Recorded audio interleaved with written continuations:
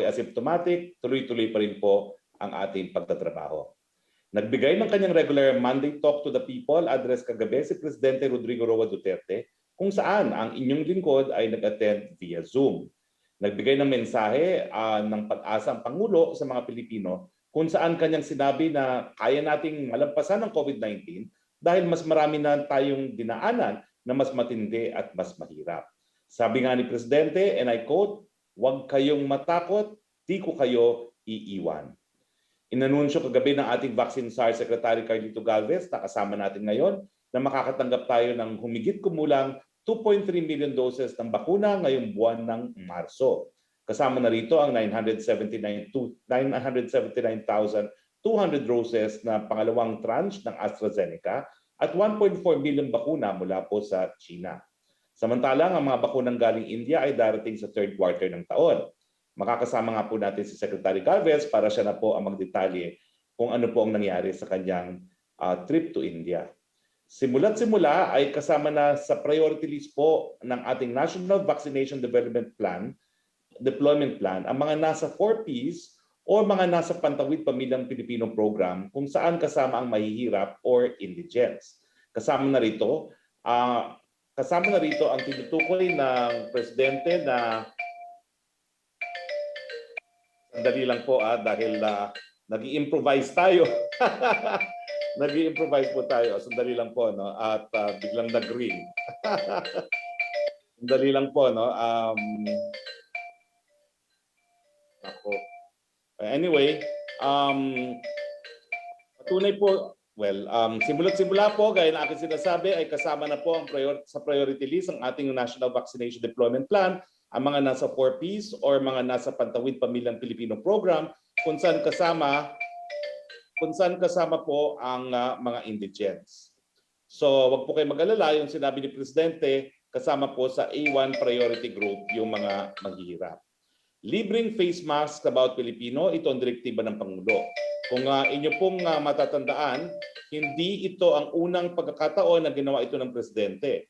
Patunay ito na ang pagsusuot ng face mask kasama na ang face shield ay mabisang sandata laban sa pagkalat ng COVID-19.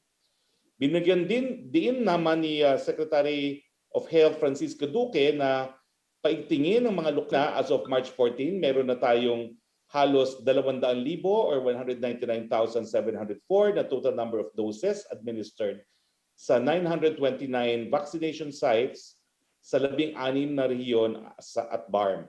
Nasa higit 1 milyon na or 1,011,520 doses ang naipamahagi natin. Update naman po tayo, COVID-19 updates. Mayroon na i-report kahapon na 5,404 na mga bagong kaso ayon sa March 15 case bulletin ng DOH. Nananatiling napakataas ang bilang ng mga gumagaling. Nasa 560,577 na po ang gumaling. Samantalang 12,837 ang mga namatay. Maliit pa po ang ating case fatality rate at 2.05%, bagamat nakikiramay po kami sa lahat po ng nasawi. Tignan naman po natin ang confirmed COVID-19 cases by adjusted date of onset, Philippines as of March 14, 2021. Makikita po talaga natin dito na talagang nagkaroon tayo ng tinatawag na spike, no? At itong spike po talaga ay nangyayari ngayon, no? We are nearing the peak that we saw last August, no? At po pwede pong lumampas pa tayo doon sa peak natin sa August kung hindi po natin mapapababa ang mga kaso ng COVID-19. Ang pagtaas pong ito or spike na tinatawag ay hindi lang sa Pilipinas po nararanasan. Buong mundo po ay may nararanasan ng mga spike. Halimbawa sa Hong Kong, ayon sa South China Morning Post, ay nagkaroon na rin po ng gradual lockdown kung saan 11 residential buildings ang pinasara sa gitna ng pangamba na meron na raw fifth wave of infection sa Hong Kong. Ganoon din po ang nangyayari ngayon sa Italia, no? Ayon sa New York Times, dahil sa COVID-19 variant, ay nag-lockdown ang ilang lugar sa Italia nitong Lunes at ang buong bansa ay ila-lockdown sa Easter weekend sa Abril. Ang tanong, dito ba ho sa ating bayan, handa ba hong magbibigay ng serbisyo ang ating mga ospital? Tingnan naman po natin ang regional healthcare utilization rates, no? Makikita po natin na 8 sa 17 rehiyon ay tumaas ang HCUR simula February 11. makikita rin na ang Metro Manila ang may pinakamataas na utilization rate at 16%. Pero wala pa pong umaabot sa moderate risk or sa yellow dotted line, red dotted line or high occupancy, and gray dotted line or critical occupancy. So sa ngayon po, bagamat marami ng mga balitang mga hospital na napupuno, meron naman po tayong one hospital command center na po pwedeng tawagan para malaman nyo kung saan po pwedeng pumuntang hospital at nang hindi na kayo pumunta sa hospital na puno. Pero overall po, wala pa po tayo sa moderate risk pagdating ng ating healthcare utilization rate. Ito naman po ang ating TTMF utilization rate as of March 14. Makikita natin na malapit na ang NCR sa yellow dotted line or moderate occupancy at 59%. Ito po yung mga TTMF, ito po yung gaya ng tinutuluyan ko ngayon, no? Yung temporary treatment facilities and monitoring facilities natin. No? Okay, meron din pong bagong quarantine facilities na tinatayo ang DPWH na tinurn over ngayong buwan ng Marso at bago po tayo magkaroon ng spike. No? Makikita nyo po sa inyong screen ay itong 41.9 million quarantine facility na naitayo po sa Mariveles, Bataan. Naroon po tayo nung nagkaroon po yan ng mga temporary isolation facilities sa Iloilo. Okay, dito po nagtatapos ang ating report, pero gaya na aking sinabi po, kasama po natin ngayon ang ating Chief Implementer ng National Task Force at ang ating Vaccine SAR tungkol po doon sa inyong biyahe. The floor is yours, Secretary Galvez. Maganda po ang naging kinalabasan na pagpunta natin sa India dahil po nung nakita natin na-secure po natin yung 30 million doses ng Novavax at saka meron po tayo tinatawag na continuing program sa India. Yung tinatawag po na India na Bridging the Valley of Death. Ito yung magandang programa nila na may mga series of vaccines na first generation, third generation, second generation vaccines na ang kanilang programa ay talagang i-eliminate yung COVID-19. Actually, may in-introduce sila ng mga RB at saka mga ibang platform na talagang pwedeng gamiting booster kahit ano ang ginamit nyo na vaccine. Kaya nga interesado ang ating vaccine expert panel nang magkaroon ng exploratory talks at saka magkaroon po ng tinatawag dito na clinical trial dito po sa Pilipinas. So sa ngalan po ng bumubuo ng National Task Force Against COVID-19 at ang ating vaccine cluster, isang magandang araw po sa ating lahat. Base po sa pinakahuling datos ng Department of Health, yung na-report na nga po ni Spokeshari na meron na po tayong 1,011,520 o yung 1,125,600 ay halos na-deploy na po nationwide. At napakaganda po ng development Sir Spokes kasi bumibilis na naman ang ating vaccination. Sa ngayon po, naka-receive kami ng report na as of 11 a.m. today, meron na po tayong 216,794 na medical frontliners na nagkaroon na po ng vaccination. So may dumagdag po na more or less 17,000. Nais namin po na ibiin na vaccine rollout na isinasagawa ngayon ay para lamang po sa ating mga medical frontliners kabilang sa A1 priority list ng DOH. Mayroon po tayong schedule at sistemang sinusunod sa pagbabakuna sa ating mga healthcare workers. Kaya kailangan well-calibrated po at saka talagang by batches and deliberate sa pagbabakuna dahil kasi po minsan po magkakaroon po ng adverse effect para po yung tinatawag nating manning sa ospital ay hindi po mag-disrupt. Napakahalaga pong masusunod ang sistemang ito upang mapangalagaan ang integridad ng ating healthcare system. Ito din po ang isa sa mga guidelines na ibinigay ng World Health Organization upang mabigyan ang ating bansa ng karagdagang vaccine doses mula sa COVAX facility. Kapag natapos na ang pagbabakuna ng ating medical health workers sa loob ng buwan ng nakita natin ng first week ng April or second week of April, ay susunod naman natin po yung sektor na priority list, yung ating mga senior citizens. Nais din po namin ibalita sa inyo na maging maganda ang resulta ng pagbiyahe natin sa India ng isang linggo at doon napirmahan na po namin ang supply agreement na kung saan ang Serum Institute of India ay magsusupply ng 30 million doses ng Novavax sa ating bansa. Most likely po, third quarter at saka fourth quarter. At ihintay lang po natin na maaprubahan ang tinatawag nating emergency use authorization ito sa UK at sa US at dito sa ating bansa. Isa din pong magandang balita, inaasahan po natin na ang pagdating sa buwan nito na 1.4 million Sinovac vaccine na yung nangkat ng pamahalaan sa China. Nag-meeting po kami kanina ng Sinovac, nandun po si Ma'am Helen at saka ang ating Chinese ambassador. Ang exact inano po namin na timeline is yung 400,000 po. Baka po dumating this coming March. Yun po ang tentative date po natin. At ang yung 1 million na procurement natin ng DOH ay darating po sa 28.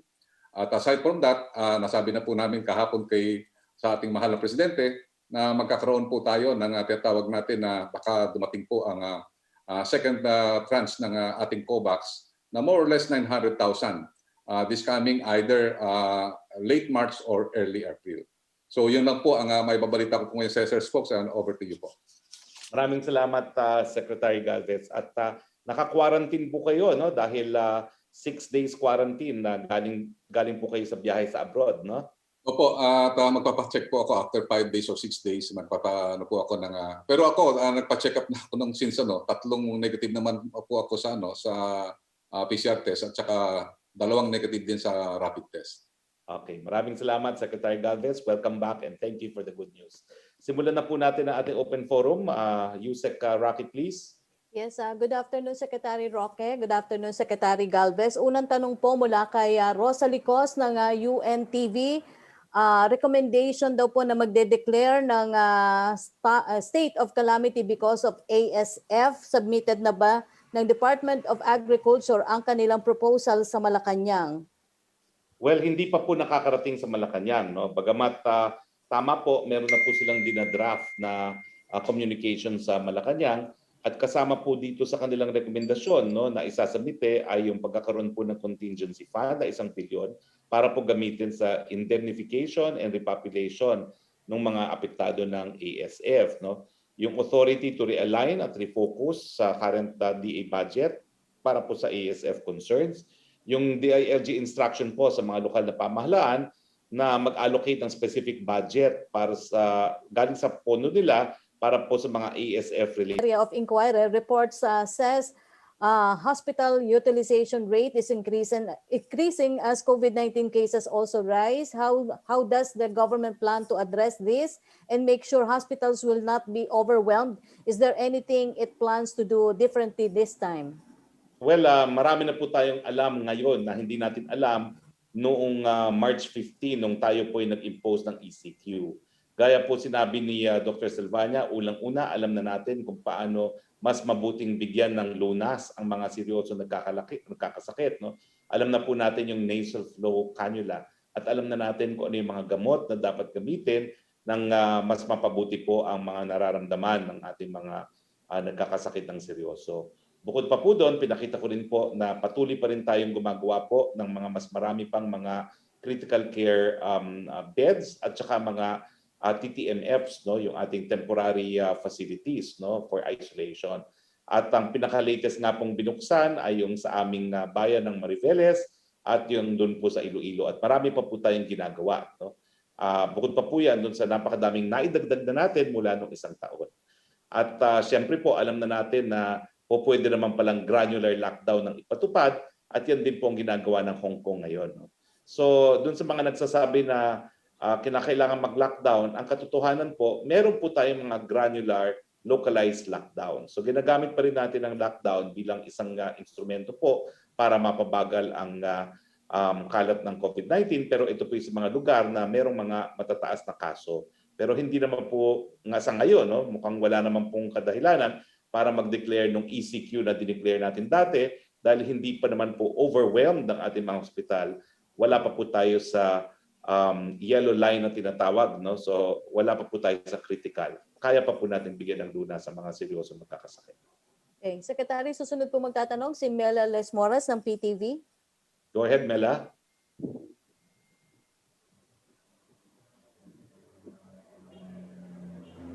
Mela? Yes, Secretary. Opo. Go ahead, please. Opo, good afternoon, Secretary Roque, and sa ating kay Secretary Galvez. May first question lang po, Secretary Roque. Kagabi po sa IATF meeting, ano po ang reaksyon ni Pangulong Duterte na dumarami yung mga government officials na tinatamaan ng COVID-19 at maapektuhan po kaya yung mga government services dahil dito? Meron naman po tayo mga pulisiya na in place na, no? Mula nung tayo po nag-declare ng ECQ sa mga pang-gobyernong opisina. Kami po sa Malacanang, sa OPS, nagpapatupad pa rin po kami. Hindi pa rin po kami 100% pumapasok sa opisina. Nag-alternate pa rin po kami at mahigit kumulang ay kalahati po yung nag-work from home every other day. No? So yan po yung pamamaraan para masiguro na hindi sabay-sabay na maapektuhan ng mga taong gobyerno. At kung mapapansin nyo, yung iba't ibang sangay ng gobyerno, meron din sila mga strategies na pinupursue. At ito nga po yung combination ng work from home at saka yung face-to-face pagtatrabaho sa mga opisina. No? So hindi naman po nakakabahala, tuloy-tuloy po ang serbisyo ng gobyerno, hindi po yan mahigit. No? Ewan ko kung meron pang gusto idagdag si Secretary Galvez as NTF Chief Implementer. Yun lang po yung kanina po na yung tinatawag natin sa ano po sa ating mga hospital. Kung maalala niyo Sir Harry, nagkaroon po kami ng meeting, emergency meeting nung Sunday 8 o'clock. Ang ginawa po natin yung naging sitwasyon pala ng mga hospital nung medyo mababa yung ating COVID cases ay nag-accept ng maraming ano po na mga non-COVID cases yung yung mga hospital. Kaya nakita natin na puno sila not because of the COVID cases, but also yung yung non-COVID cases na talagang nahandun sa hospital. Ngayon ang ginagawa po ngayon, talagang mobilize po natin yung tinatawag nating One Hospital Command sa pamumuno po ni Yusek Vega. And then tinawag na po natin ng pansin si Sec Villar at saka si Yusek Sadain and also si Sec Beams. Nag-iikot po sila ngayon at talagang ini-inventory yung lahat ng mga hospital. At nag-open na rin po tayo spokes doon sa sa Subic, merong malaking doon yung tinatawag natin yung isang yung ating Manila Times na na academy yata po doon, napakalaking compound. Kaya po na mag-house ng mga hundreds of people. So, ngayon ginagawa natin yung ginagawa nating mga hospital, lalo na ang QI, minomobilize natin na magamit po yung mga in-expand natin ng mga hospital at saka yung ongoing construction ngayon minamadali po natin para makahabol po sa ating kinakailangan ng mga healthcare facilities. Opo, and another question lang po, Secretary Roque, kasi malapit na yung Holy Week. Ano po yung mga paalala natin sa ating mga kababayan na magbabiyahe at magkakaroon po kaya ng kautusan ng IATF para makontrol naman yung COVID-19 transmission sa mga public transportation? Well, nagpaalala na po si Secretary Tugade na kinakailangan ipatupad to the letter yung ating mga health protocols sa pampublikong transportasyon. No? Yung 7 commandments na tinatawag. No? Kinakailangan po talaga every other seat, kinakailangan regular disinfection ng ating mga pampublikong mga sasakyan, kinakailangan po face mask, face shield, no talking, no eating. No? At as much as possible po to promote better ventilation sa mga pampublikong mga sasakyan. Well, yan lang po talaga ang ating mga tried and tested na sandata laban sa COVID-19. Again, quoting Dr. Salvania po, no? Maski wala pa po tayong mga bakuna, the wearing of face shield, the wearing of face mask, katumbas din po yan ng bakuna sa ngayon. Opo, and may final question lang po kay Secretary Galvez, Secretary Roque. I can po, no? Para short, quick recap lang, Secretary Galvez. So ngayong March po, ano-ano po yung mga inaasahan natin at gaano karami yung total na inaasahan nating bakuna this March po? Coming March, yung sinabi ko nga po na kanina na yung 400,000 na donation ay darating po this March 24. So inaayos po natin ng papeles at pinaka-earliest po niya is March 24. And then also yung purchase order ng 1 million na Sinovac ay darating din po sa 28.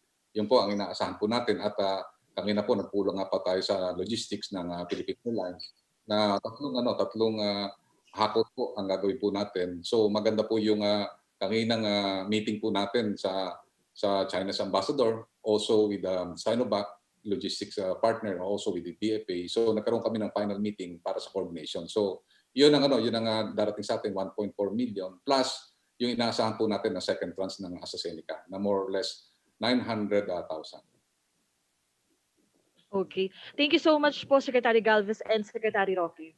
Thank you very much, Mela. Balik tayo kay Yusek Roque, please. Yes, Secretary, tanong mula kay Jam Punsalan ng ABS-CBN Online para kay Secretary Roque. The COVID-19 pandemic left millions jobless, thousands dead. Why did the President on Monday night say maliit na bagay ito? Well, ang sinasabi po ng Presidente ay patuloy naman pong ang Pilipinas ay nabubuhay sa kabila ng COVID-19. Siyempre po, kinalulungkot natin yung mga nawalan ng trabaho, yung mga namatay. Pero by and large po, ang sinasabi ng Presidente ay compared to other countries, lalong-lalo na yung ating fatality rate, nasa 2.05% po. No? So we have been spared from even more deaths na na-experience ng mga mas mayayaman at mga mas developed na mga bansa na mayroong mga mas maraming pondo para sa healthcare. Ang sinasabi ng mga Presidente, temporary lang po yan. Hindi po yan forever. Lilipas din po yan at pagdating po ng bakuna, magkakaroon na tayo ng solusyon sa ating problema, magkakaroon tayo ng new normal.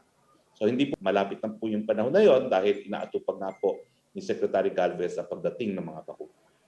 Second question po niya, what is the Palace opinion on Octa Research Group's projection that we might tally 11,000 new COVID-19 cases daily by the end of the month? Alam niyo po yung kanilang mga projections, nakabase po yan sa datos din ng DOH, lalong-lalo na yung tinatawag nating R0. Yung R0 kasi is ilan yung potential na mahahawa ng mga positibo, no? Kung hindi po natin sila ma-isolate.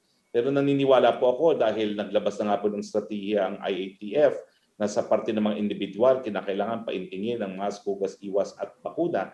Sa parte po ng mga establishmento, talagang atupagin yung better ventilation at yung mga engineering works para po magkaroon ng better ventilation sa kanilang mga lugar. At sa panig ng LGUs, ipatupad yung tinatawag nating code, yung pagbabahay-bahay na nagkahanap ng mga merong sintomas at pag-isolate at pag-test ng mga taong ito, mapapababa po natin ang numerong yan. Dahil alam po natin na sa nakalipas na taon, importante po na pag-ingatan ang ating buhay para tayo po ay makapaghanap buhay. Napakahirap po muli kung tayo po ay magsasara ng ekonomiya at mawawalan ng hanap buhay. Napakarami nating mga kababayan. Question ni Jam Punsalan para naman po kay Sa ngayon, nagkatatawag ko lang kay Yusek Kabutahe, Kabutahe ng DOH. Siya po ang pinaka-in-charge sa vaccine administration at saka vaccine plan po natin. Sa ngayon po, very minimal ang wastage po natin. Nakikita po natin yung wastage na report sa Sinovac. Yung isang parang nabasag lang na pagka-package, and then also yung walang laman yung isa, yun lang nakita nila na nakita nating wastage. And then nakita natin yung sa AstraZeneca, wala pa silang nare-report kasi may mga report na yung isang vial, nakakakuha sila ng meron silang 10 doses, pero meron silang nakukuha din ng 11 doses. And then also meron din mga vials na reportedly may mga 9 doses. So yung wastage is more on extraction. So sa ngayon, nakita natin very negligible yung wastage. Thank you, Secretary Galvez. Ang susunod na magtatanong po si Maricel Halili ng TV5. Yes, Maricel, go ahead. Hi sir, magandang hapon po. Secretary Roque, why is the President seem to be confident in roaming around the country to attend public gatherings? I understand like what you mentioned earlier po, merong bibisita uli si Presidente out of town, meron uli siyang activities. Why is he confident despite his age and despite the surge on COVID-19 cases? Should we expect him to lie low in the next few days? Wala po akong nalalaman ng pagbabago sa schedule ng ating Presidente. Meron nga po siyang biyahe ngayon, no? Diyan sa Visayas. No? 2 lugar po yung pupuntahan niya sa Visayas. Bakit po siya kampante? Unang-una, nagpupunta po siya sa kampante outside of Metro Manila na kakaunti naman po relatively ang kaso ng COVID. Ang epicenter po talaga ay Metro Manila, Metro Cebu at Metro Davao at hindi naman po siya nagpupunta doon sa mga areas na yon. No? Pangalawa po, meron ding requirement na PCR na po sa lahat ng tao na posibleng makalapit kay Presidente. Meron na pong distinction ngayon, no? Yung mga lalapit kay Presidente at hindi lalapit. At meron na po talagang separate listahan kung sino dapat mag-PCR. Yung talagang magkakaroon na access kay Presidente may PCR. So, at pangatlo po, talagang pinapatupad naman po ng ating PSG at ng ating PMS, yung pagsusuot ng face mask, pagsusuot ng face shield, at saka yung social distancing. Talagang mahirap pong lumapit kay Presidente. So, gumagawa naman po ng hakbang para talaga maprotektahan ang kalusugan ng presidente. At the same time, si presidente po ang may kagustuhan talagang lumibot nang makita ang kalagayan ng ating mga kababayan. Spokes, it's been a year po, no, simula nung malagay tayo sa community quarantine, and Senator Amy Marcos said that she thinks it's about time to overhaul the IATF, and she's asking what the IATF has done for a year. How will you respond to this, sir? Napakadami po, no? Kasi po na-manage natin talaga yung mga unang-una, yung mga numero ng mga namatay. Kinakailangan po ikumpira naman natin sa ibang bansa yung ating case fatality rate at 2.05. Si Jovan, can you flash again the world statistics para magkaroon tayo ng konteksto, no? So sa case fatality rate po natin ay nasa number 67 po tayo worldwide. Sa ating number total of cases 30. Number 30. Sa active cases po, tumaas nga po tayo kasi lately dumami yung ating mga kaso. Pero dati-dati po mga nasa 40 tayo niya, no? At yung ating cases per 1 million ay 135. Ito po yung mga nagawa ng IATF. Kung hindi po siguro naging vigilant ang ating presidente at ang IATF, we would be in a worse position today. Pero I would say nga po, kaya sabi ko, until nagkaroon ng recent spike, at hindi naman natin makakaila na itong mga spike, at siguro may kinalaman din yung mga new variants at tinatawag na nakumpirma na nasa Pilipinas, ay we have managed very well, no? And I think naman, because we have learned from the past year na talagang mask, hugas, iwas at ngayon bakuna ang tanging mga pamamaraan para mapapagal ang pagkalat ng sakit, ngayong alam na ng ating mga kababayan na meron ng new variant na mas nakakahawa, mas paiintingan pa nila ang pagpoprotekta sa kanilang buhay para sa hanap buhay. But sir, despite those numbers, some senators, particularly Senator Villanueva, feels that the national government should ask for an apology to the public kasi feeling niya back to square one daw tayo. Should the national government ask for an apology?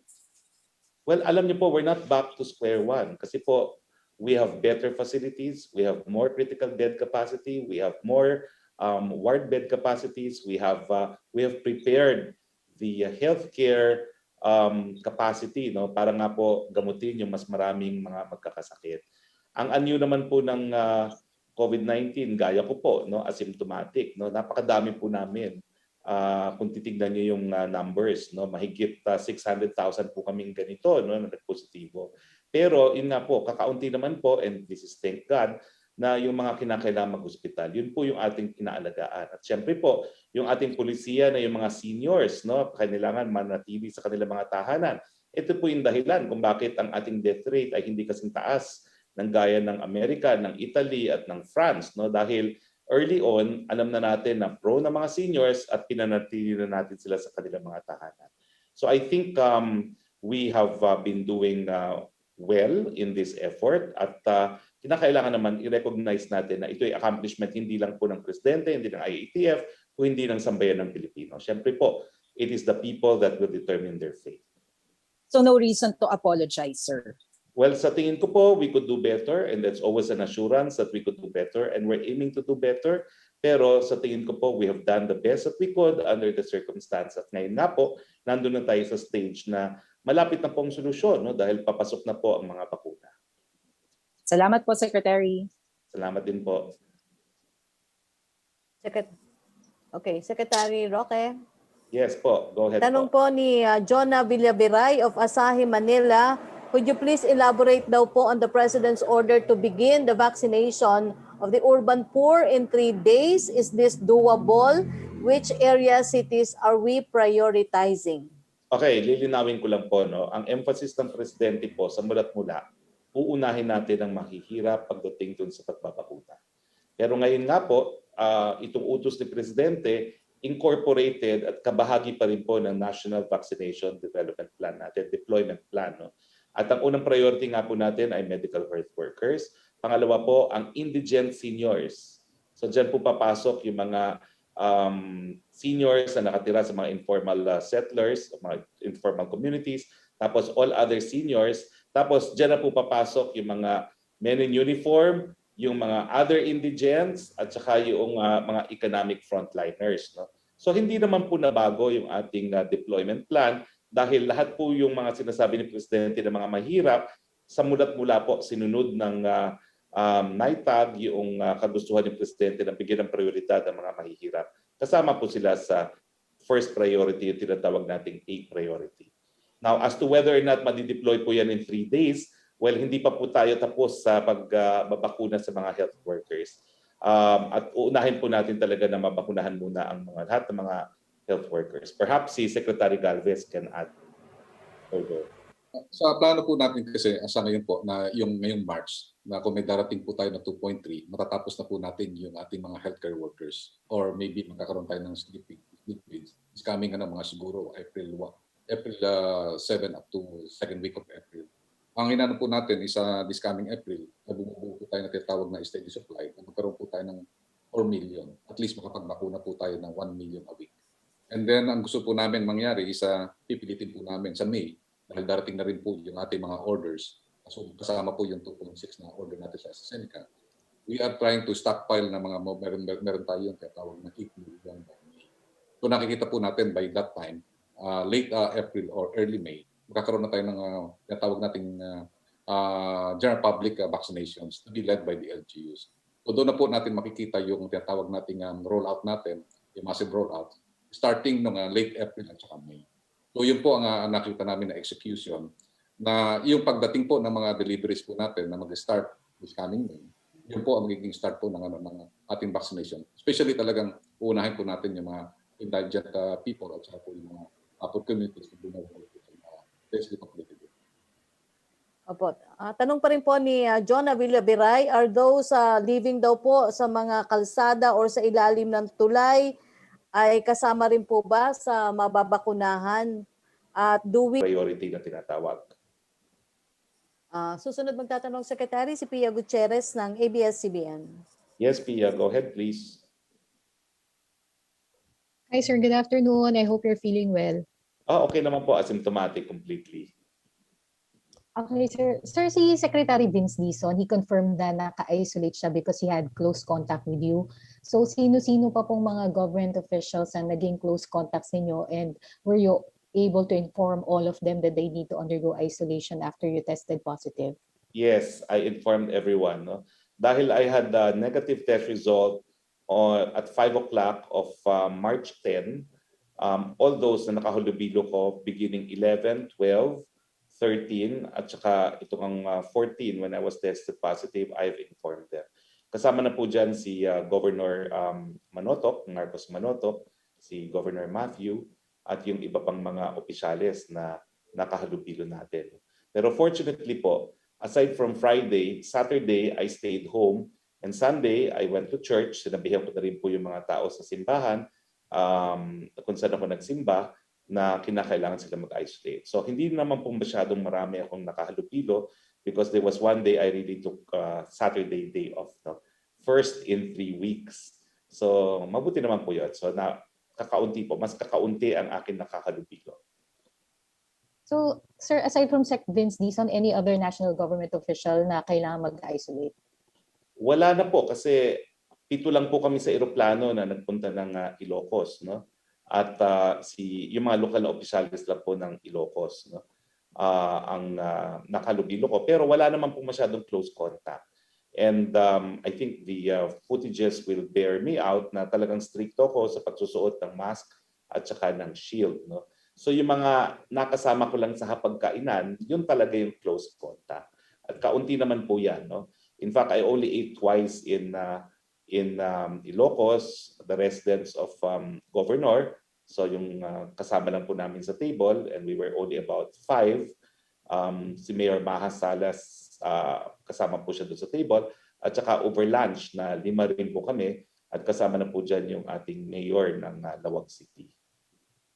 Okay, sir. Sir, another question po. Kasi sinabi nyo kahapon, hindi natin masisisi yung reopening ng ekonomiya sa pagtaas ng kaso ng COVID-19. Pero last night, Secretary Roque said na yung increased mobility and the reopening of the economy is the reason for the surge of cases. So how do you respond to that, sir? And how do we explain this disconnect sa mga paliwanag ng mga government officials? Again, if I can ask Giovanni to show the data, kasi we need to be data-driven din.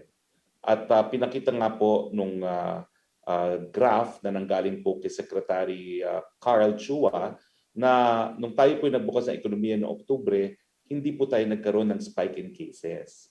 So ito po yan, no? Makikita nyo October 12, wala pong spike in cases. Tapos nung Pasko, wala rin pong spike in cases. Talagang itong Marso na lang talaga tumaas. Now, meron ba tayong empirical evidence po na talagang marami rin talaga ang lumalabas ng bahay at maraming kumikilos? Well, syempre po, dahil nagbukas tayo ng ekonomiya, no? Pero I don't think it's the reopening of the economy per se. I think it has to do more with yung less compliance with health protocols. Kasi po, meron din akong datos na nakalap na dumadami po yung mga na-apprehend ng ating mga kapulisan dahil nga po hindi sila sumusunod sa minimum health policies. No? So sa akin po, it's not necessarily just the reopening of the economy, it's the fact na maraming hindi na po sumusunod sa minimum health standards. So sa akin, po pwedeng buksan po ang ekonomiya basta sumunod lang talaga sa minimum health standards. I'm sorry, sir. Are you saying that the secretary is wrong? Hindi po. Sinasabi ko na pareho pong dahilan yan. Parehong dahilan po yan. Pero meron talagang pamamaraan na magpatuloy ang hanap buhay despite COVID sa pamamagitan po ng strict enforcement and following of minimum health standards. Si Secretary Galvez po, I think, has something to add. I think tama po yung sinabi po ni Spokes. Nakita natin na nung malaman nila na padating na po yung vaccine, parang nakita natin parang nag-relax na yung mga tao. Yun din ang isang namin napansin namin. Kaya nga po ang sinasabi namin yung vaccine ay additional protection ito. Pero dapat yung minimum health standard, ito po ay lagi nating panatilihin na gawin po natin na talagang obligation po natin. Tama po na makita po natin na hindi po natin ma-equate doon sa economic opening at nakikita. So medyo nag-relax yung mga tao. Pangalawa, nakikita rin po natin yung variant. Ito po ang isang factor. So ngayon ang ginawa po natin dahil nakita po natin na yung ating mga OFW at saka mga ROF at saka meron tayong tinatawag na mga foreigner na pupunta po sa atin dito. So ngayon ang ginawa po natin ay hinigpitan po natin ngayon ang ating inbound passengers. So ngayon nilimit po natin sa 1,500. So ito po nakikita natin na nagiging dahilan. Una, meron tayong bagong variant na nagiging mas mataas yung tinatawag na mutation. At the same time, yung pagdating ng bakuna, nagkaroon ng tinatawag tayo na nag-relax yung mga tao. At yun nga, nakikita natin yung implementation ng ating mga minimum health standard. Medyo nagkaroon ng lapses. Alright, sir. Sir, Sec Galvez, nag-file na po ng application for EUA yung Sinopharm. Do we have ongoing negotiations with them? Meron po tayong ongoing na na titingnan po natin kung magkaroon po tayong tinatawag na some sources kasi nakita po natin na talagang kulang na yung ating mga vaccine coming from the Western manufacturer. So sa ngayon tinitingnan po namin yung possible sources po natin, yung Sinovac, yung Gamaleya, and maybe Sinopharm. Nakita rin po natin na yung Sinopharm ay nagagamit po na kadalasan ng maraming mga countries, more than 20 countries are using Sinopharm. At tinitingnan po namin na pwedeng doon kami magkaroon ng access. So yun po, inano po namin sa FDA, minomonitor po namin kung just in case na magkaroon po ng ito ng EUA, pwede kami mag-open up na makabili po na maka-access sa other sources like Sinopharm and also Sputnik V. Kasi nasabi po ni Presidente na he wants to be vaccinated with Sinopharm. So doesn't that prompt the national government to start talking with Sinopharm for the procurement of vaccines? Yun ang inano natin na yung lahat ng available na vaccine, nakita natin na po kung pwede natin ma-access ay pwede po natin magawa. Nakita po natin na based dun sa report namin kasi kay President, nakita niya na maraming gumagamit, actually number 5, number 4 na ginagamit, milyon na gumagamit ng Sinopharm. So yung mga vaccine na mga may EUA na sa mga bansang pinanggalingan at meron din na mga EUA sa mga ibang bansa ay possible na ginagawa po namin na talagang pwede kaming mag-negotiate. So yun po, inano po namin na maybe in the near future magkaroon po kami ng tinatawag na negotiation with the British, with the Chinese embassy. Okay, sir. Maraming salamat po. Maraming salamat, Tia. Next, please. Secretary, question from Rose Novenario of Hataw for Secretary Galvez. Bakit daw po ipinatigil yung pagbibigay ng first dose ng COVID-19 vaccine sa medical frontliners? hanggang kailan maghihintay ang iba pang health workers, lalo na ngayong tumataas ang kaso ng COVID-19 sa kanilang hanay? Hindi po natin pinitigil yun, no? Dahil kasi ang ano po, may mga allocation po ang lahat ng mga hospital sa ibang lugar sa ating bansa. Actually, na-deploy na po natin halos lahat ng mga vaccine doon sa mga lugar po na ito. At sa ngayon po ay ongoing pa rin po ang vaccination. In fact, ang ating record is dapat mga more or less 562 ang ating ma-vaccinate. Sa ngayon lang po is 216 pa lang po ang nababakunahan. So tuloy-tuloy pa rin po ang vaccination natin. Yung iba, ni-reserve na natin sa second dose. Kaya nga po humihingi tayo ng guidance na yung AstraZeneca ay yung gawing first dose yung lahat ng 525,000 para ma-expand po natin yung coverage. So ngayon po gumagawa po kami ng position paper para po maaprubahan na yung AstraZeneca 525,600 ay maging first dose. Kasi padating na rin po naman yung second tranche ng AstraZeneca. So ang gagawin po natin kasi by tranches po kasi yung natin na Roque, na yung ating dumating na vaccine na more than 1 million, ito po ay nakalaan po sa 562,800 na healthcare workers. Naka-listed na po yan. And then yung darating po na more or less 2.3 million, ito po ang susunod na tranche para naman po yung additional remaining sa 1.7 natin ay mabigyan po natin. Ang second question po niya, ano ang sitwasyon at ospital at ang pangkalahatang sitwasyon, isang taon mula ipatupad ang lockdown, what needs to be done beyond the vaccination?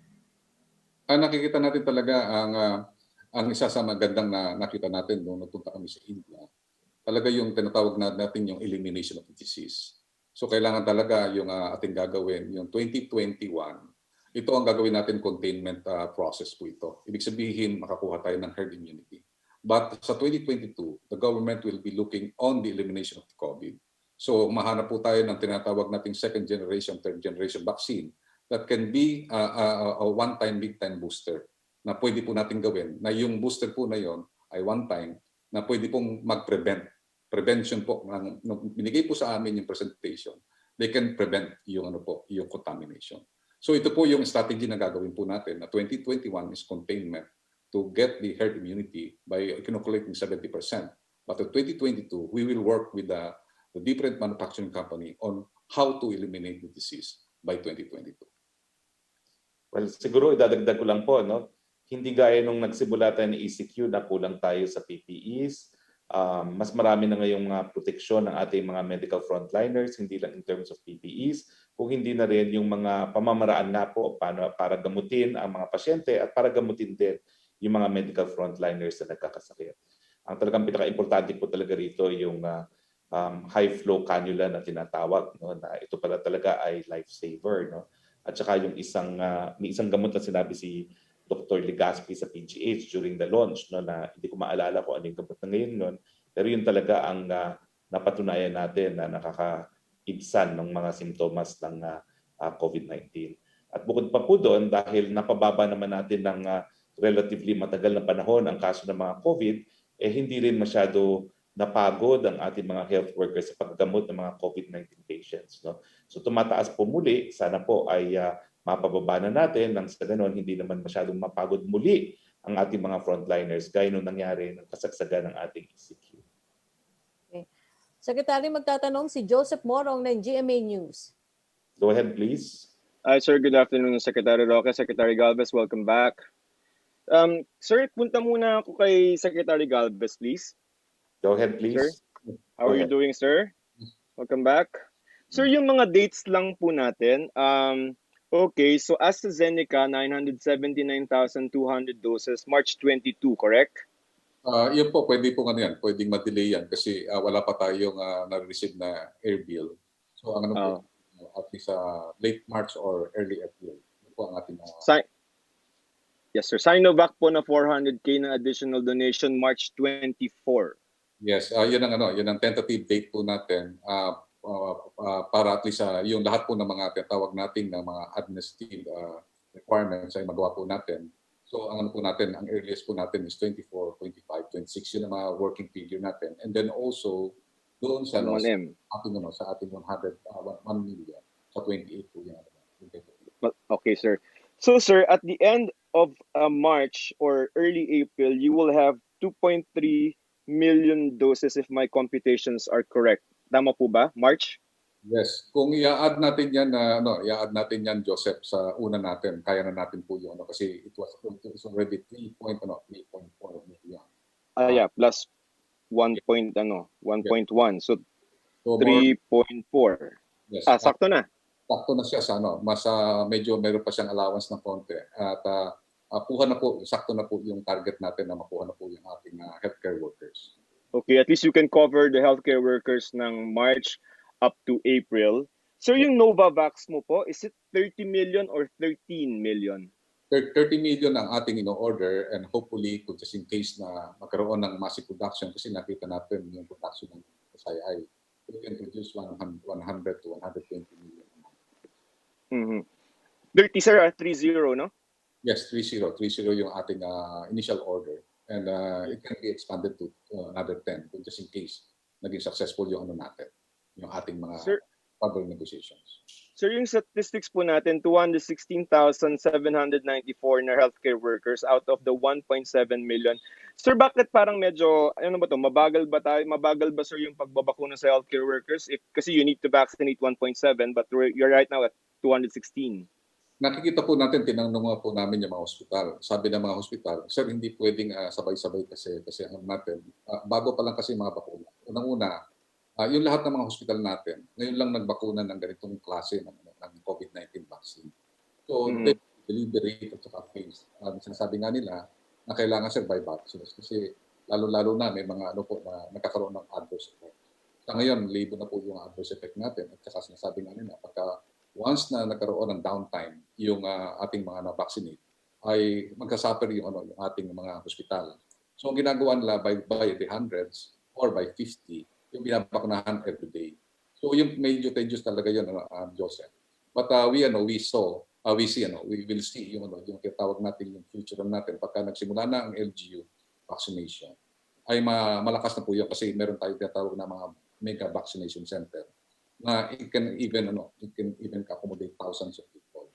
So sa ngayon, dahil tumataas din yung kaso, talagang through social distancing, talagang nalilimit yung nag-vaccinate. Kaya nakita po natin na ngayon talaga yung vaccination sa healthcare workers is very tedious at saka very, very deliberate na medyo controlled ang ating vaccination. Hindi natin pwede yung gawing massive. So as you mentioned, you're going to finish by April ng healthcare workers and start yung mga second sa priority, yung senior citizens and comorbidities. Ang gagamitin po sa kanila yung AstraZeneca ng mga LGU because as you said before, April ang dating nun, yung 2.6 na initial? Ang initial natin sa May sa darating. Yun ang May. And then ang nakikita natin medyo limiting factor natin, Joseph, is for example yung walang problema tayo sa Sinovac kasi after 4 weeks nandiyan ang second dose. Ang problema natin sa it will take sa May na mabakunahan natin yung second dose yung ating mga healthcare.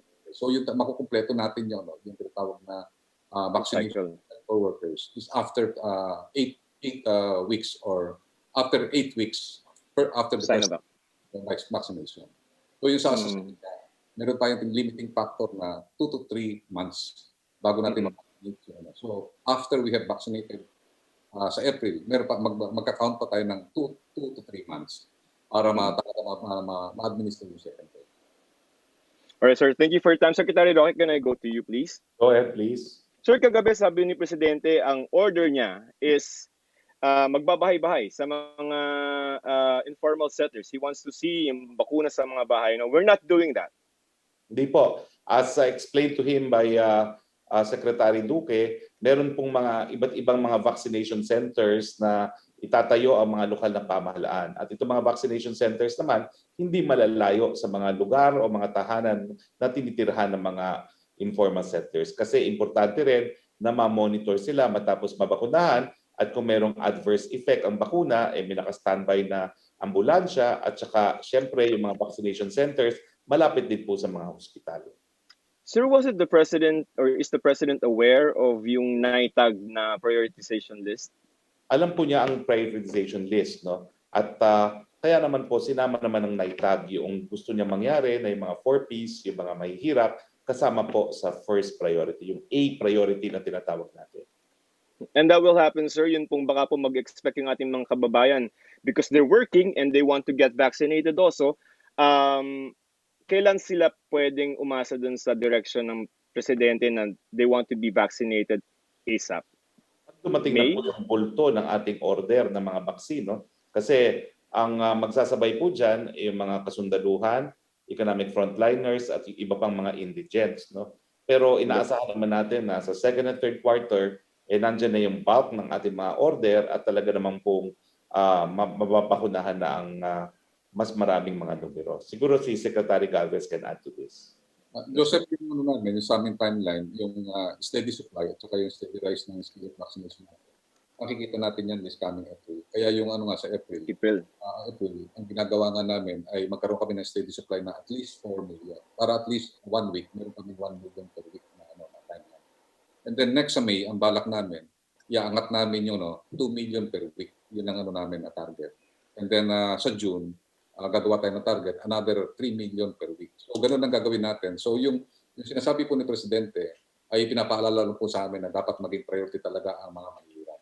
So yun po ang inano namin na as soon as possible na parang ito yung tinatawag na yung binibigyan kami ng tinatawag na guidance at possible time.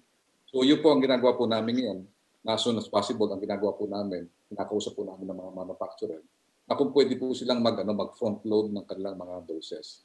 Kaya nga po ngayon, kinausap po namin yung Sinovac na yung sa kanilang sa kanilang April na 1.5 million, gusto namin po na maging 2 million yung kanilang delivery. At ganoon din po gagawin sa ibang mga companies na makakuha po kami ng addition. Kasi nakita po natin talaga, Joseph, sa ating mga mamamayan na talagang napakahirap ng May and June. Yun din po ang prediction ng ating mga logistics expert na pagka matapos na po ang US, ang UK at ang Europe na ma-vaccinate more than 60% of their population, ay magkakaroon na po tayo ng easing out this coming May, June, July of the resources. So yun ang nakita naming expectation na yung mga supplies ng vaccine ay mag-ease out this coming May and June.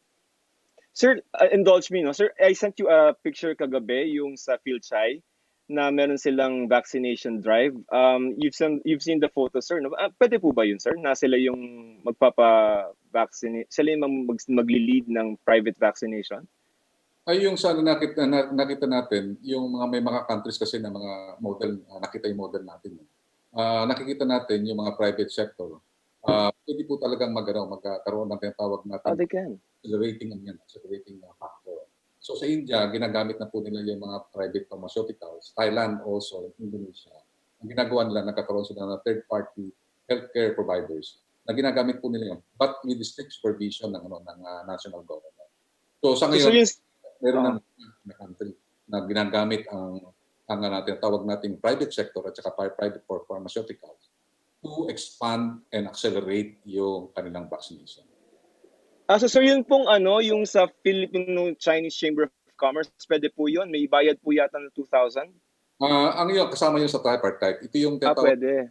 Natin sa ating Republic Act na kalalabas lang yung landmark natin tawag nating legislation na allowing the private sector and also the private agencies to buy with the vaccine with the multilateral arrangement with the government. Actually, nagpaalam sila sa akin. Okay. Yun po ang inano po nila. Secretary Roque, sir, thank you. Secretary Roque, isa pa pwede?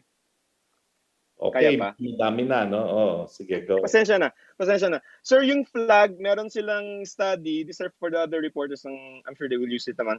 61 lawyers killed since 2016, higher in the president's term compared to all the presidents from Marcos to Noynoy Aquino. This is a flag study, sir. I do not know about that study. I cannot conclude if it is correct or not. Let me do my own study. Sir, Lacson, 6 billion daw yung makukuha ng mga illegal dun sa mga nagpo-push for the MAV ng pork. Well, tignan po natin kung may katotohanan yan. I'm sure since linabas po yan, paiimbestigahan po yan ng ating presidente. Pero ang importante ngayon po, wala pong makakadeny na yung kakulangan ng supply ang dahilan kung bakit napakataas ang presyo ng baboy. At wala rin pong makakadeny na yung pag-aangkat ng baboy ay isang major solution doon sa kakulangan ng baboy. Pero I'm sure patitignan po ng Presidente kung ang importation ay dapat bang sa pamamaraan ng MAV o sa ordinaryong pag-i-import na lamang. Sir, last, yung mga tao gusto yata makita, sir, yung PCR test mo result. You have it with you? Naman gusto nilang makita. Well, I don't know. I mean, for transparency also. I don't understand that, but let me see if I You have it? Or you can just send it sa thread. Hindi ko maintindihan why I have to show it actually. No? Pero what is this? Ang dami ko kasing resulta eh. No? Yung latest. Here's the latest one. No? Hindi ko na sasabihin. Siguro yung pangalan ko na lang. Sandali Patingin. Okay. Anyway, I don't think it's Ayaw mo. I don't think it's important. No? Sige. You don't want to send it sa thread, sir? I don't see why. Okay. Transparency. Sige na. Oh yeah, nakita na si Sir Melo. Sige sir, thank you. Secretary Galvez, see you. Thank you. Okay, next. Secretary, question from Hannah Sancho of SMNI. Will President Rodrigo Duterte consider a virtual meeting with his cabinet or with IATF members, considering now na mas mataas ang risk of contracting the virus due to the presence of new variants? Well, nangyari po kahapon yun, no, na ang kasama lang niya si Secretary Duque. No?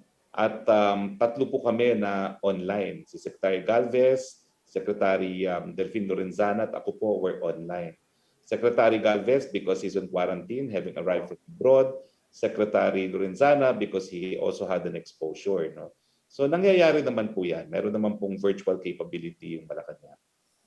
Ang susunod na tanong kay Lay Alvis ng GMA News, nag-suspend na rin ang Germany, and France, Italy at Spain ng vaccination ng AstraZeneca following reports of blood clotting in some of the vaccine recipients. May precautionary measure ba na gagawin ang Pilipinas? Ikukonsidera bang itigil muna ang AstraZeneca vaccination? Alam niyo, sana kung araw-araw pwede kong kasama si Dr. Bravo, gagawin ko po yun. No? Pero nakasama ko na po si Dr. Bravo when this news first came out. At ang sinasabi po ni Dr. Bravo na isang bihasang vaccinologist, wala pa pong klarong datos na nagpapakita na yung blood clotting ay dahil nga po sa AstraZeneca. At kung meron namang ganyang datos, siguro po ititigil din natin ang gamit ng AstraZeneca. Pero sa ngayon po, inuulit po ng ating dalubhasa, ng ating mga eksperto, na yung benepisyo na makukuha natin sa paggamit po ng AstraZeneca ay mas malaki kaysa doon sa kumbaga side effect ng bakunang ito. Pero patuloy po ang pagmamonitor ng ating mga dalubhasa. Si Dr. Bravo nga po ang namumuang katotohanan, yung pinangangambahan ng marami na nagpo-cause ng blood clot, yan po talaga ang forte ni Dr. Bravo. So ngayon po, at kung naalala nyo, kasama ko lang siya dun sa isang broadcast po galing sa Ilocos, ang sabi po niya, wala pang ganyang datos na magsusuporta na ang AstraZeneca ang dahilan ng blood clot. Opo. Tanong ni Cedric Castillo para po kay Secretary Galvez. May mga kumakalat pong information at campaign materials ng vaccination drive ng private organization at maging sangay ng gobyerno as early as next month may scheduled vaccination na para ito sa mga family members at in one case may bayad daw po. If at all possible, posible bang ma-jeopardize ang EUA arrangement natin sa mga manufacturers? Paglabag po ba ito sa requirements ng COVAX facility? Yung nakikita natin ay lahat ng mga procurement ng private sector at saka ng local government ay dumadaan po yan sa national government at humingi po sila ng permiso sa National Task Force. Kung may mga balita po na nagkakaroon po na talagang mayroong tinatawag na bilihan ng tinatawag natin mga vaccine, titingnan po natin yan. Tingnan po natin kung ano po yung ano po nangyayari. And then sa ano po natin sa ating palisiya ay meron po tayong nire-require na tinatawag nating disaster emergency stakeholder member. Yun po ang ginagawa po natin na siya po ang nagko-consolidate ng mga orders po para sa mga private sector. Nakita po natin dito sa Moderna, nandito po yung ICTSI At nakita rin po sa Novavax na andyan din po yung Paberco at saka po yung Unilab. And then nakita natin sa AstraZeneca ang nag-consolidate po yan, si Mr. Joey Concepcion. Ganun po ang ginagawa po natin. Dito po sa Sinovac, ang ating pong isa sa mga primary po natin itong Filipino Federation of Chamber of Commerce, considering that they have also connection with the Chinese ambassador. So yun po ang nagiging consolidated po natin. At yun po yung tinatawag po natin na talagang yung private sector ay talagang ginagawa po nila, they spend their funds para ibili po yung ating mga tinatawag nating mga economic frontliners. So yun po inaalaw po natin based sa law na ginawa po natin recently. Oh, thank you. Susunod po magtatanong si Melo Acuña. Magandang hapon po. Good afternoon, Secretary Harry. Magandang hapon kay Secretary Galvez. Naglabas po ng pahayag ang Chinese Embassy na magluluwag sila ng kanilang cross-border rules and regulations. Bigyan ng prioridad yung mga nabakunahan ng Chinese-made vaccines. Sino po ng pagtugon mula sa Pilipinas na luluwagan din yung mga Chino na makapaglakbay na patungo sa Pilipinas? Sec. Galvez? Sa ngayon po, yung sinabi ko po natin nga na ngayon, limitado po ang ating inbound passengers na only OFWs po ang pwede pong pumunta po dito sa atin. Kasi po nagkaroon po tayo ng parang emergency meeting na lilimitahan po natin yung inbound passengers na only OFWs. Yung mga foreigners at saka non-essential po at saka po yung returning overseas Filipinos ay ililimit po natin muna, isususpend natin for 2 weeks. Una po sa nakita po natin, yung sa ating sa ating po kasing pagbabakuna, meron po tayong record at meron po tayong mga card na ginagamit po yung ating mga vaccination centers. At doon po nakalagay po kung anong pong klase ng bakuna ang kanilang ginagamit. Kung first dose at saka second dose na rin po. So with those records, ito po pwede po magamit po ito. Kung just in case na naglabas na po ang China ng natawag nating permission na magkaroon ng tinatawag nating yung freedom for travel because of merong vaccinated na po sila. Ay magandang po yan, magandang po. At yun po, naka-record naman po yan. Opo, may binanggit po kayo kaninang nakakabahala para sa akin, yung pong adverse effects ng bakuna. Gaano po katotoo na merong adverse effects ito at meron po ba kayong datos kung saan naroon? Dahil sabi nga po ninyo, hindi pwedeng lahat ng healthcare workers ay mabakunahan sapagkat baka magkasabay-sabay na magkaroon ng adverse effects. Yun po nakikita po natin base po sa mga po ng ating mga doktor. Nakita po natin na yung mga adverse effect, yung lalagnatin po tayo at saka yung parang nanghihina po tayo. Nangyari po sa akin sa Sinovac. On the second day, parang merong feeling of tiredness na parang ayokong bumangon. So yun po ang parang tinatawag nating yung downturn natin, yung downtime. Na pagka once na yung ating healthcare worker nagkaroon ng ganong adverse effect, sabi naman ng mga ating mga doktor, normal daw po yun. Ibig sabihin kasi parang lumalaban na yung ating bodies na talagang magkakaroon tayo ng tinatawag nating lagnat or sipon or nagkakaroon tayo ng tinatawag na feeling of tiredness. And hindi natin pwedeng compromise kasi yung kung for example, kung isang doctor, isang surgeon, and then maka-feel siya ng tinatawag nating tiredness during the time of operation, we cannot compromise yung health and safety ng ating mga pasyente. So yung sinasabi ng mga director ng mga hospital na talagang kailangan by phase yung ating tinatawag nating inoculation of the healthcare workers because of the sensitivities ng kanilang mga trabaho. Opo.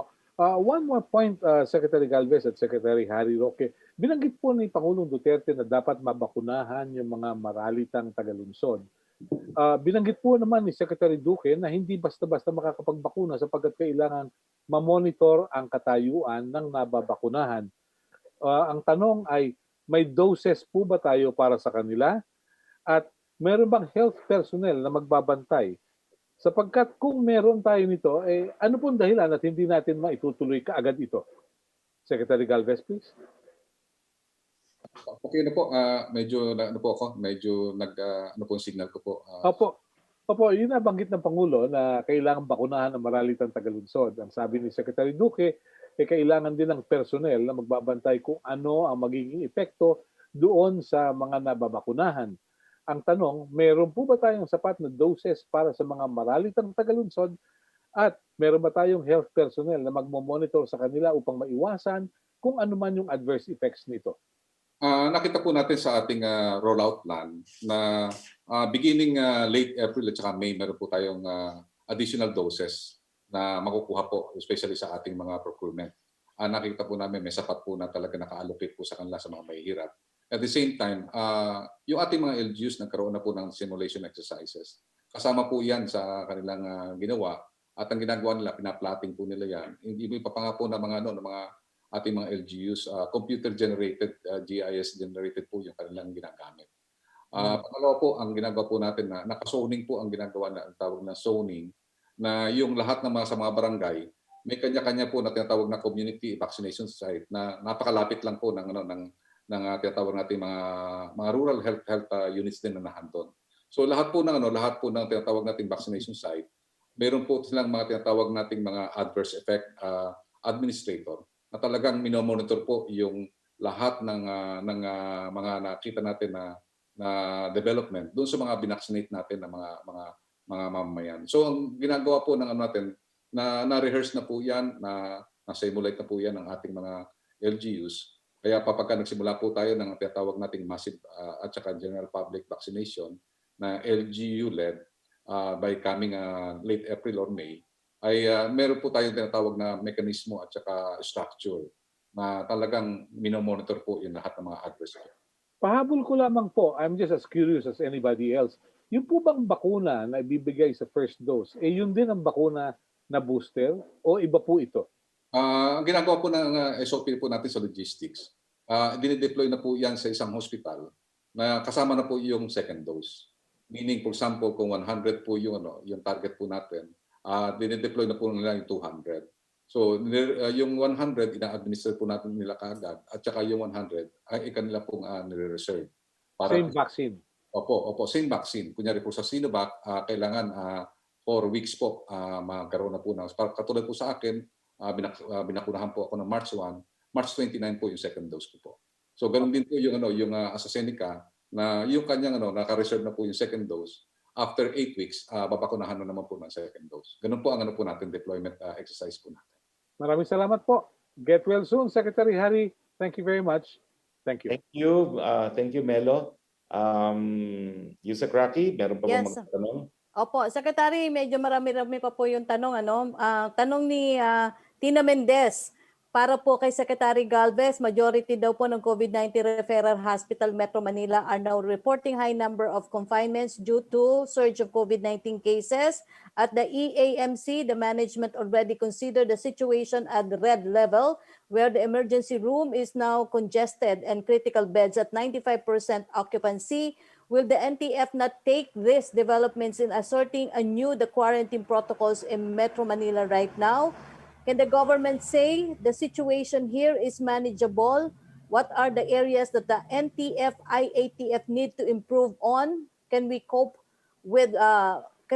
by fast-tracking vaccination? Yung po natin nakita po natin na ang ating mga ospital sa isang taon na po na experience, alam nila yung drill. Ngayon nakita natin talaga na medyo tumataas. Kaya nga po nagpulong kami ng last Sunday at talagang ginawa po ng ating Bombega ay talagang mag-iikot po siya sa lahat ng mga ospital at titingnan kung paano po yung i-resolve yung tinatawag natin na yung nagkukulang ating mga ospital. Pero yun nga po ang naging isang findings po ni Yusek Vega na considering na nung nakaraang mga buwan, nung December until early of January, nakukunti yung ating mga kaso. Ang ating mga ospital, yung tinatawag natin 20%, 30% na allocation, ay nagamit po yun para sa normal cases. So ngayon po ay minobilize po natin ng one hospital command para at least maka-free up tayo ng mga tinatawag na spaces. At the same time, tinitingnan din po natin yung mga hotels na pwede nating maging down natin, tinatawag nating downsizing ng mga hospital para yung mga symptomatic doon pupunta sa mga tinatawag nating mga hotel na affiliated for the hospitals. So yun po ang ginagawa po nila ngayon at yung pong ibang mga ginagawa po ng mga repairs at saka yung mobilization ng mga ibang rooms ay minamadali po ng ating DPWH at saka yung mga expansions para at least makakope po sa ating tawag na increasing cases. Opo, tanong ni Samed Denilla para pa rin po sa inyo, Secretary Galvez, ano daw po magiging impact ng approved ADB loan sa vaccine procurement ng government? Anong supply agreement for vaccine procurement po ang finalize with the use of the loaned amount from ADB? Malaki pong tulong po na natutuwa po kami na available na po yung mga loan natin sa ADB, World Bank at saka po sa AIB. Sa ngayon po, na-finalize na po natin yung Moderna, yung 13 million at pina-finalize po natin yung 7 million ng private sector. Yung Novavax, konti na lang po yung natin, yung language na tawag natin legal language. At the same time, yung J&J, malapit na rin po. At ang AstraZeneca, natapos naman po yan nung pa yung tawag nating advanced market commitment. And I believe yung Sinovac, ongoing po yung. Opo, ito po yung second question ni Samed Denilla. Kung nabayaran na nga daw ng DOH yung purchase order for 1 million doses of Sinovac vaccine, which is expected to be delivered next week. If no, kailan po kaya ang payment for the said transaction? Ang po natin, ang ating transaction po is 15% ang initial natin. And then afterwards, once na nakuha na po natin, na-transfer na po yun at corporate cut, babayaran na po natin ng 85%.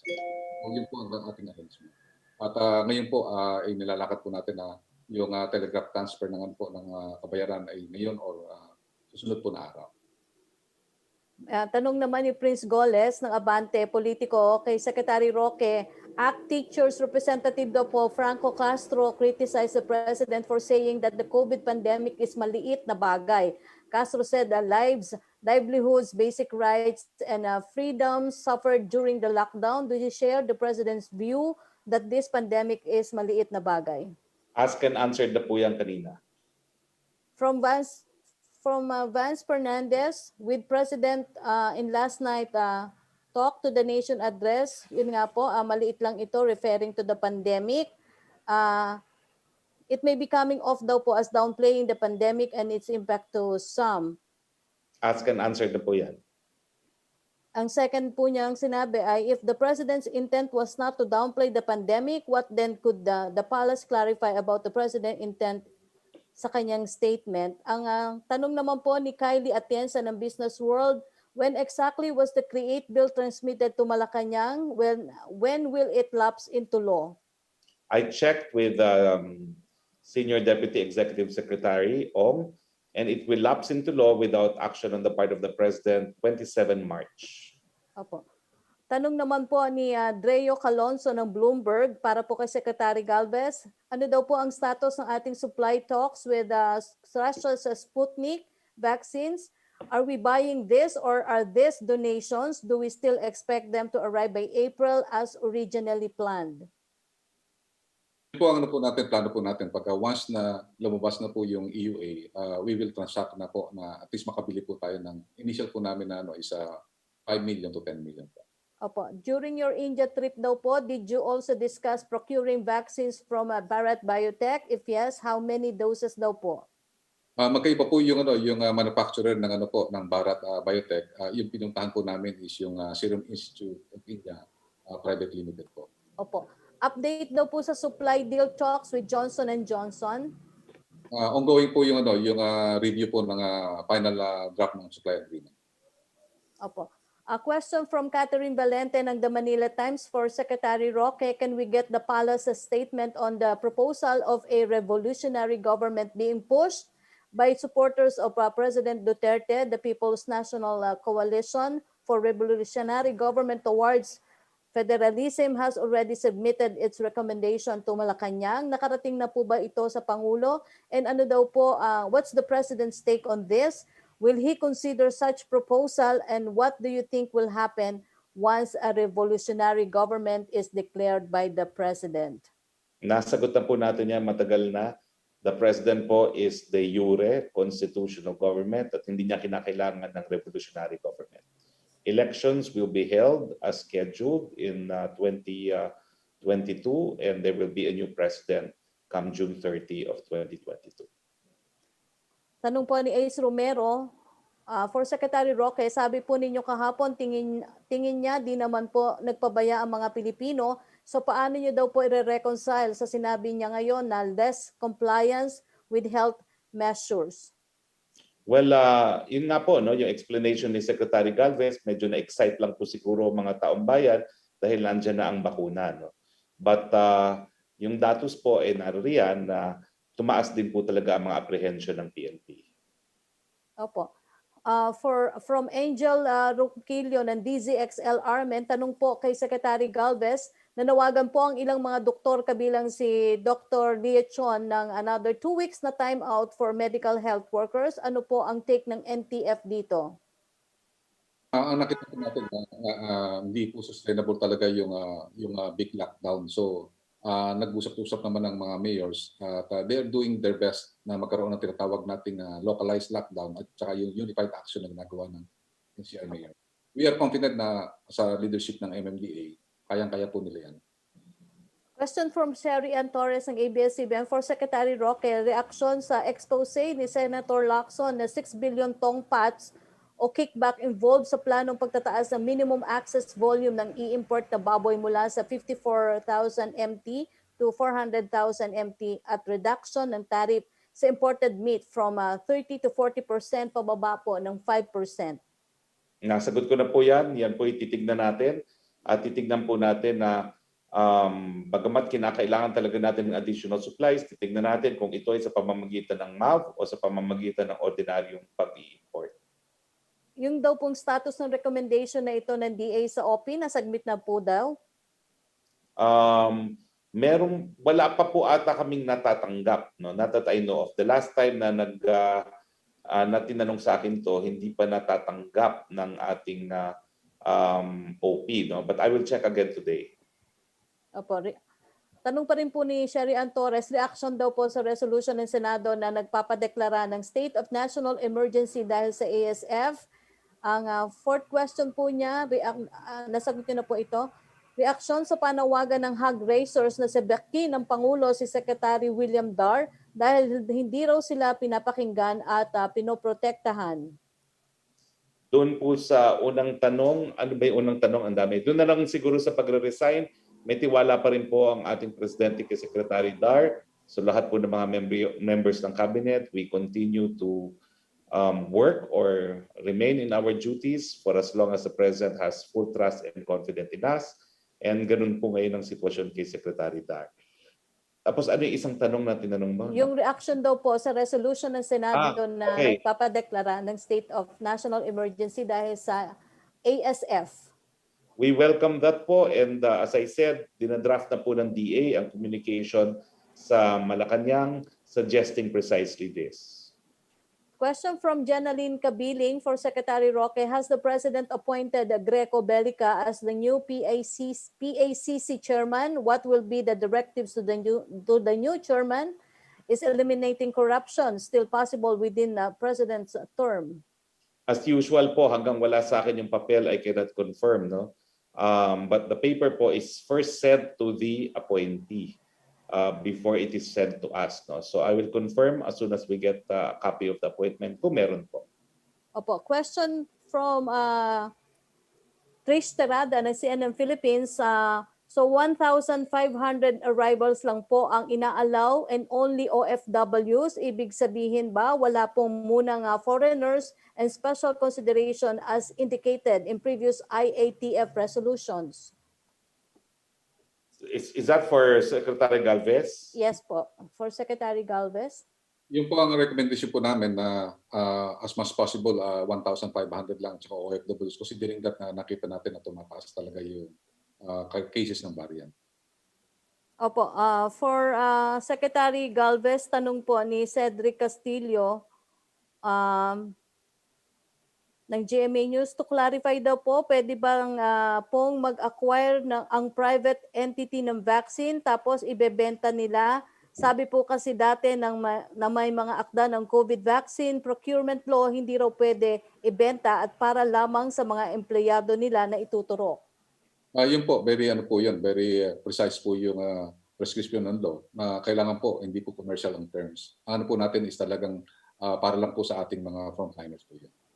Okay, thank you. Thank you, Secretary Galvez. Thank you, Secretary Roque. Get well Okay, po. since wala na po tayong mga katanungan, maraming salamat kay NTF Chief Implementer and Vaccine Czar Secretary Carlito Galvez. Maraming salamat Yusek Roque. Maraming salamat sa lahat ng ating mga kasama sa Malacanang Press Corps.